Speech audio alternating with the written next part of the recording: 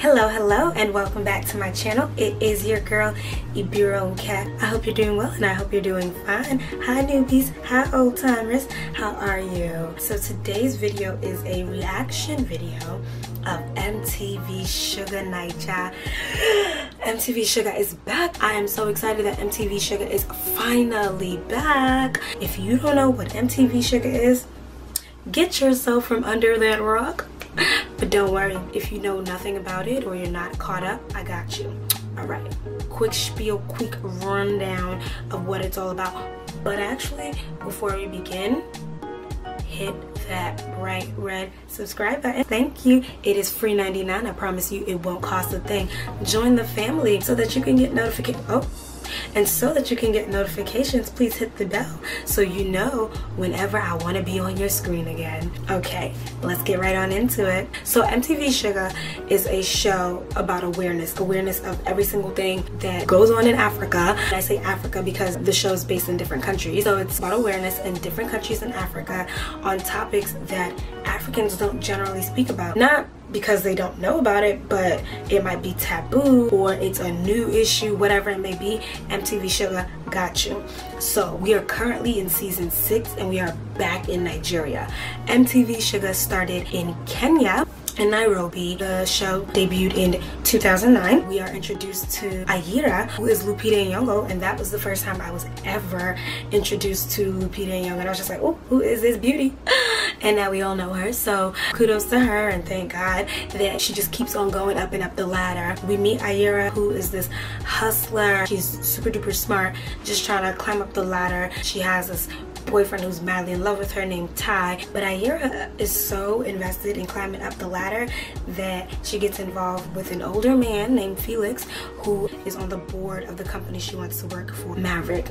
Turns out Felix is Virginia's dad, and Virginia is dating Leo, who is friends. You see what I'm saying? Everything is just meshing. It's just meshing. The lesson of this season is just safe sex, getting tested for HIV, condom use, and that's the thing about MTV Shuga. It's all about awareness. Yes, they have great storylines. Yes, they have colorful scenery and vibrant acting and whatnot. The main focus is awareness, and I appreciate that because this awareness is necessary. You speak about topics that Africans are afraid to speak about. It's nice that you can have TV shows that just put it out there for you, and it makes it easier for Africans to discuss. Season 1 is in Kenya, and season 2, let's move on, is still in Kenya. We see way more faces, and now we have way more topics that we're speaking about. You have rape, where baby is violated by her stepdad's uncle.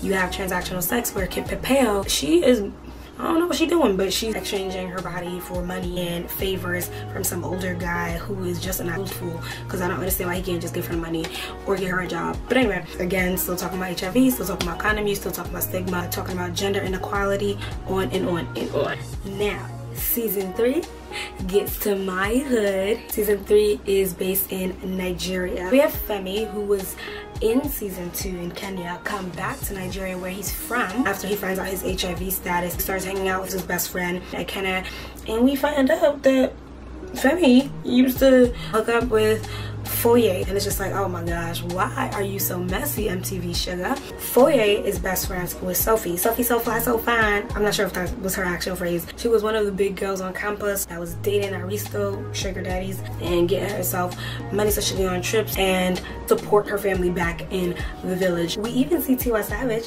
who plays the role of an aunt for Weki. Weki is a young schoolboy. Weki was born with HIV, so she is just very overprotective. We see in season 4 that Princess shows up on campus unexpectedly. Princess is Sophie's sister, so Sophie's upset because now she's kind of cramping her style. Season 4, Princess gets pregnant, and nope, not by anybody on campus, but by Sophie's sugar daddy. Y'all, this show is just a mess. Layla finds out about Weki's status. She's upset that he didn't tell her. Oh, Sophie ends up getting shot. I'm just like, this has got to be a joke. How?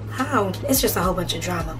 A whole lot of drama. Leo is in the Nigeria season, by the way, if you were wondering. So now after we leave Nigeria, we head down south. Season 5 is set in South Africa, in the township of Zenzele, and you see all of these vibrant people, like not just vibrant colors and vibrant culture, but just vibrant people. You have Reggie, you have Q. Bongi comes from Nigeria, goes to South Africa. We are faced with homosexuality with Reggie. We are faced with bullying and peer pressure with Q and his friends, who are supposed to be Reggie's friends. We are faced with teenage pregnancy with Kinsani. We're also faced with statutory rape because Solo was way younger than Soul, and blackmail, all in that one relationship. That was the season of the blesser. That's how South Africans say blesser. Now, guess what? MTV Shuga is back in Naija. The season premiered at this point, because it's past midnight here, it premiered 2 days ago. I'm very sorry that this video is started. I'll be more timely with it next week. Before I even talk about the storyline, let's talk about what I saw. The quality, the camera quality was so good. I felt like I could almost touch into the screen and like feel the people. That's how clear it was. I appreciated the fact that it wasn't just mainstream Lagos, Nigeria, where you just hear little pidgin and you just hear Yoruba. No, they were speaking Hausa. Like, outfits were also good. Like, I don't know who the, well, I mean, I did find out later who the costumiers were. They did a very good job in dressing the different actors for their different roles. For example, Toby is no longer a good boy. Toby is a proper Yoruba demon. I don't know where it came from. He went from nice, timid schoolboy who first liked Princess to then liking Sheila being Femi's girlfriend, to now being this Lagos demon who is basically playing our lovely sweet Layla and a new face, Fa. I actually later found out that Fa is not a new face. She appeared for a bit in season 4, but not in a major role. Anyway, Layla is not a good girl anymore. Layla is lying to her Uncle C, talking about she going to computer school. Y'all, she left when her uncle dropped her off to go to a club and meet Mr. Toby.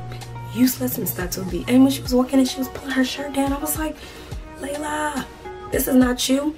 Where is Weki? So hopefully we see Weki later on in the season. Oh, by the way, I keep saying hopefully or I don't know and blah blah blah. It's because I purposely didn't watch the preview before I watched episode 1. I kind of want everything to be a surprise to me. In one of the opening scenes, we see this young girl breastfeeding a baby, and I'm just like, oh man, we talking about teenage pregnancy again? What's up? I think we learned our lesson. But I did hear word that there was a child marriage storyline for this season. So I think Hadiza is the child who was married to an older Hausa man. Based on the conversation she's been having with her mother, I'm assuming she ran away. Hadiza is so focused on wanting to get an education. I'm just like, wow, it kind of moves me. That's what we see with Hadiza. Hadiza has run away from home with her mom. That's not really clear. I don't know if her mom like went to find her or she actually ran away with her mom, which is dangerous for her mother, but we'll find that out more later. Which brings me into Kopa Yasmin. Corpers are youth and young adults who have completed their first degree, their undergraduate education in Nigeria, and they serve for the National Youth Service Corps, and they are placed in different states or regions in Nigeria, a place they weren't born in, and they volunteer there for, I think it's a year. So Corpa Yasmin, who's from the north, is volunteering in Lagos as a teacher. That's where we see that's what's her name, Diana. She's so forward. Oh my goodness, asking Corpa Yasmin about her marriage. I'm just like, little girl, go and do your homework. Like, do you even know all of the elements on the periodic table? Goodness, she's so fast. That's how after school she was going into some older man's car. I'm like, girl, did you not watch MTV Shuga Naija? Did you not see what happened to Kinsani when she was dating Mr. Lionel? That's how she ended up pregnant. Hey, Diana, be careful. Be careful. She's a bully, and then she got her little bully crew with her. That scene with Chinedu where he was shaking when they basically forced him to start dating Francis. I was like, poor boy. You can tell he was like, he wanted to date his own girlfriend. Sweet girl. No, Diana and her evil crew forced him to now date Frances. Oh my gosh, it was one of the opening scenes where you see a bag fly over the gate, and I'm just like, oh, y'all about to rob in broad daylight? That's crazy. But we later find out that it's actually 3 students. I'm assuming they're the 3 bad boys of school. They haven't really introduced us to them fully, but yes, and they're running in to make it to the assembly line because they're late. And the only reason why that's so exciting for me is because it reminds me of stories that my dad used to tell me about him and my uncles when they would run into school late and, you know, get in trouble if you're not on the assembly line at a certain time. Which brings me back to Miss Diana, and this is not even about acting or anything. This is why security guards, MIGADs in Nigeria need to be reprimanded. How are you allowing this little girl to come in so late just because she's paying you money? It is dangerous for her to be traveling that late, mister. And I checked. Well, I didn't really check. It was presented on the screen. They're in secondary school, so they're no more than 16. This girl's a baby. What are you doing? My heart really draws towards Fa. Like, she just seems like she wants to take care of her family by all means necessary, and I just hope that she doesn't get hurt in the whole process of it, because it's requiring a lot from her, and that you can tell she's not comfortable with. Like, when she went for that audition, I was disgusted by the auditioneers, how they reacted to her and how they spoke to her, and I was just like, oh my gosh, poor baby. All because your father is useless. Like, now you have to go through this. And the only reason why I can tell he's useless is because of the way he was sprawled out on the couch early in the morning with all of those beer bottles around his foot. I figured the director was going for useless father in that scene. Back to Toby. I just want to know what changed. What made Toby into this little demon? He's also a part of the people making Fa behave the way she's behaving, and I'm just so disappointed in you, Toby. If you're watching this, Toby, I'm disappointed in you. Sophie is still mean, but she's not really mean. She is trying to steer Princess on the right path. She does need to get a job of her own to take care of her child. But, like, you know, there are ways to deliver messages, and Sophie is never good with this. She's just so mean. And of course, Princess is still forward. Poking nose into Jamal's conversation, like, what's your own? Are you guys besties? Maybe they're besties, so maybe I'm jumping to conclusions. Corporate Yasmin's relationship with her husband is oh so cute. From what we've seen so far, it seems like that perfect young couple life where you respect each other, you love each other, you're nice to each other. It's not, oh, the man is at the top and the woman is serving at the bottom kind of a relationship. That's not what it presents itself to be. So far, it's only been the first episode, so we'll see. Y'all, ask me who I like. I love I don't know if she's the headmistress, because they have a principal, so I don't know if you have a principal and you have a headmistress, but the headmistress, Mrs. Olotu, hilarious. What is on her head? Auntie, please, that wig needs to be retired. It looks like a skunk's hair is just shaking. Like, did you see when she was talking to them? You girls are wearing T-roll eyeliner under your eye, shaking boing boing. That's exactly how she said bum bum. She's so funny. I want to see her character develop. Of course, I love the principal. He's played by Norbert Young. I missed his name. He seems like the perfect gentle principal who's there for you. So they gave that role to the perfect person. So yes, that is my reaction video to the first episode of MTV Shuga Naija season 6. I am so excited. I cannot wait to see all of the characters develop, because I know that it's going to be good. The acting is actually very on point. I know I'm not going to like Diana. I know I'm not going to like Toby. I know I'm going to get irritated with Layla. I'm going to love Yasmin. I'm going to love Hadiza. I'm going to really, I feel like I'm going to connect with Fa. She just seems like somebody who wants the best. I just don't know why she's not going about it the best way. I can't wait to see the storyline develop. And don't worry, next week's review video will be out on time.